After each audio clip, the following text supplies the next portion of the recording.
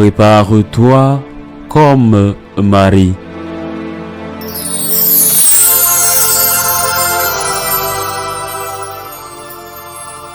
En ce temps-là, comme Jésus était entré à Capharnaüm, un centurion s'approcha de lui et le supplia. Seigneur, mon serviteur est couché à la maison, paralysé, et il souffre terriblement. Jésus lui dit, je vais aller moi-même le guérir. Le centurion reprit, Seigneur, je ne suis pas digne que tu entres sous mon toit, mais dis seulement une parole et mon serviteur sera guéri.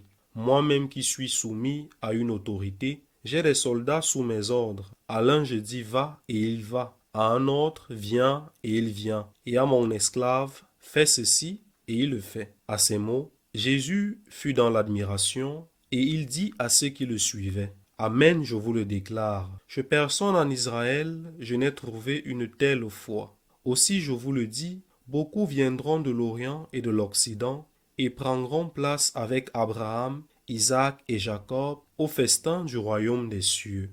Acclamons la parole de Dieu. Peut-il y avoir une relation avec Dieu dans notre religion sans humilité? Je ne sais pas pour les autres religions, mais dans la nôtre, c'est impossible. C'est pourquoi la porte d'entrée de toute relation avec Dieu doit nécessairement être l'humilité. On pourrait penser que c'est la foi, oui certes, mais croire en Dieu n'est pas une exclusivité des catholiques. Les musulmans aussi croient en Dieu et les bouddhistes croient à une certaine divinité. Et bien sûr, ceux qui croient en plusieurs dieux, le polythéisme, là où il existe encore par exemple en Afrique. La relation avec le Dieu chrétien commence par la foi en l'existence de Dieu, mais cette foi se caractérise par un aspect particulier. Savoir que ce Dieu en qui nous croyons, tout-puissant, créateur de l'univers, ce que croient la plupart des religions également, en plus d'être un Dieu unique, et l'islam aussi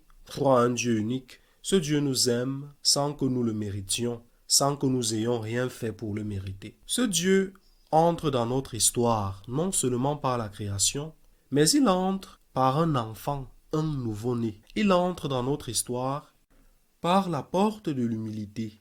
Il entre dans l'histoire de l'humanité en naissant dans une étable. Il entre dans l'histoire de l'humanité en n'ayant même pas un lieu digne pour naître. Devant l'humilité de Dieu, saint Paul le dit merveilleusement. Lui qui étant Dieu s'est fait homme. Lui qui étant riche et libre s'est fait esclave. Devant l'humilité de Dieu, nous courons le risque de réagir avec orgueil. Cela peut sembler absurde, mais c'est très fréquent. Quand tu rencontres une personne bien habillée, élégante, distinguée, tu réagis différemment que si tu rencontres une personne plus simple. Je ne dis pas un mendiant, mais quelqu'un de tout à fait ordinaire. Parce que nous accordons une grande importance à l'apparence extérieure. Saint François d'Assise, un grand sage, disait « L'homme est ce qu'il est devant Dieu et rien de plus ». C'est pourquoi notre réaction devant l'humilité de Bethléem peut être très différente de celle que nous aurions devant un Seigneur tout-puissant, venant dans un char de feu, entouré d'une grande armée ou soutenu par d'innombrables richesses. Je ne parle pas de choses impossibles ou étranges. C'est exactement ce qui s'est passé. Saint Jean le dit dans le prologue de son évangile, et il le dit avec une grande tristesse. Peut-être c'est le passage le plus triste de tout l'évangile, encore plus que le récit de la crucifixion. Saint Jean écrit, « Il est venu chez les siens, et les siens ne l'ont pas reçu. Il est venu chez les siens, et les siens ne l'ont pas reçu. Les siens l'ont tué. Pourquoi? Parce qu'il est venu comme l'enfant de Bethléem. Il est venu chez les siens, et les siens ne l'ont pas reçu. Et cela vaut aussi pour nous. Suis-je capable de reconnaître que je ne mérite pas l'incarnation du Fils de Dieu? Suis-je capable de reconnaître que je ne mérite pas la croix du Fils de Dieu? Que je ne mérite pas les 40 coups de fouet, les blessures de sa tête causées par la couronne d'épines? Que je ne mérite pas l'angoisse, non pas de l'enfant qui était un bébé, mais celle de sa mère et de Saint Joseph fuyant en Égypte, poursuivis peut-être de près par ceux qui voulaient tuer l'enfant? Suis-je capable de reconnaître que je ne mérite pas tant d'amour de Dieu Voilà l'humilité. L'humilité, c'est se rendre compte non seulement de la grandeur de Dieu, mais de son infini amour. Un amour que nous ne méritons pas. Et devant cela, dire ce que dit le centurion. Seigneur, je ne suis pas digne que tu entres sous mon toit. L'Église enseigne à juste titre qu'un catholique baptisé qui est en état de grâce a droit à la communion. C'est vrai, juridiquement parlant, un catholique en grâce a droit de communier. Mais du point de vue spirituel, la communion est un don que nous ne méritons pas, un cadeau infini que nous ne méritons pas. C'est pourquoi lorsque nous communions physiquement ou spirituellement, nous devons nous mettre à genoux, remplis de gratitude. Seigneur, je ne suis pas digne que tu entres sous mon toit. Nous le disons juste avant de communier. Je ne suis pas digne. C'est un don immense. Nous devons dire ce que dit sainte Élisabeth lorsque Marie la visite chez elle, aujourd'hui à Aïn Karem. Comment se fait-il que la mère de mon Seigneur vienne jusqu'à moi? Et nous, comment se fait-il que mon Seigneur vienne jusqu'à moi? Si nous ne réagissons pas avec humilité devant l'humilité de Dieu, alors nous réagirons avec orgueil et nous nous croirons supérieurs à Dieu.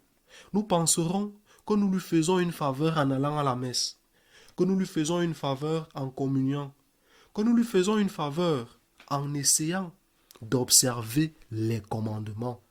Nous réagirons avec orgueil sans remercier le don que nous avons reçu. J'ai le droit de communier, répètent certains, et ce sont parfois des personnes qui ne sont même pas en état de grâce, qui vivent dans des relations sexuelles irrégulières, qui ont peut-être les mains pleines de corruption et de violence. J'ai le droit de communier. Le droit canonique dit bien que c'est un droit. Si tu es en état de grâce, bien sûr. Mais du point de vue spirituel, même en état de grâce, nous devons dire « Seigneur, je ne suis pas digne que tu entres en moi. Merci Seigneur. » Et à partir de là, nous grandissons dans notre relation avec Dieu. Seigneur, merci. Je ne te mérite pas. Merci Seigneur, merci. Et ensuite vient naturellement l'action de grâce, c'est-à-dire la vie. La vie transformée en Eucharistie. L'Eucharistie qui se prolonge dans la vie. Pour rendre grâce, il faut être humble. Et pour être humble, il faut savoir qui est Dieu et qui l'on est soi-même. Seigneur, que je te connaisse, que je me connaisse. Que je te connaisse et que je me rende compte de qui tu es. Que je me connaisse et que je me rende compte de qui je suis. C'est ainsi qu'enseignait saint Augustin. Ainsi soit-il.